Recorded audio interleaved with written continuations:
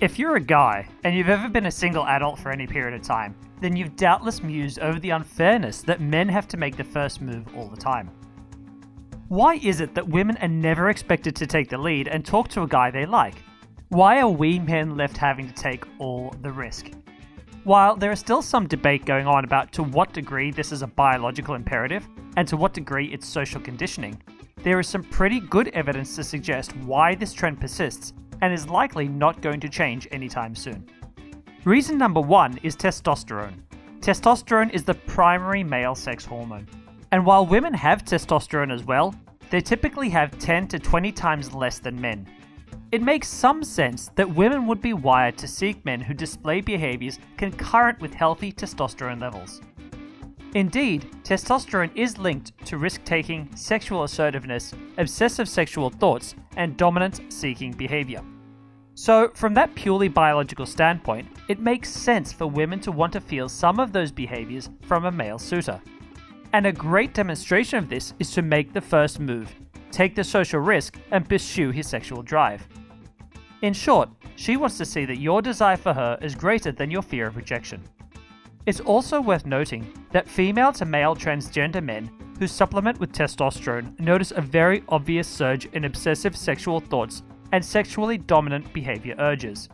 They become noticeably more assertive when courting romantic partners. Reason number two is female sexual shame. In most cultures around the world, there is still quite a strong undercurrent of shame around liberal female sexual behavior. That is, for a woman to appear sexually available is considered highly undesirable by society. So most women who want to avoid being shamed by their peers elect instead to play it cool and aloof and avoid making any first move. Surprisingly, since the 1950s, the number of women who will indicate interest to a man, for example by smiling at him across a room, has dropped by half. Women in modern society are less likely to let a guy know they like him than they were 60 years ago. People like to blame religion for this cultural habit, but I believe that's only half the story. The true cause is that both men and women are hugely threatened by female sexuality. Men fear the true scale of female sexuality and fear losing sexual partners to other men as a result, so historically they have demonized female sexuality to keep it restrained. Women feel a lot of threat from other women stealing their man, and shaming women who are sexually forward has become extremely common in most women's social circles as a result. It is these fears which continue to fuel slut shaming. It's sad, but it will be a long time before this changes. Reason number three, nurture versus protect. I know this is a sweeping gender stereotype, but on the whole, most men crave a woman who they feel can nurture them, and most women crave a man they feel can protect them.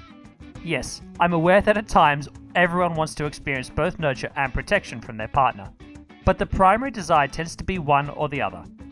It's true that women don't need physical protecting anymore, but they still crave feeling a sense of safety from their man in the form of emotional stability. They want the man to be their rock. Women know that men have to face rejection by walking over and talking to them.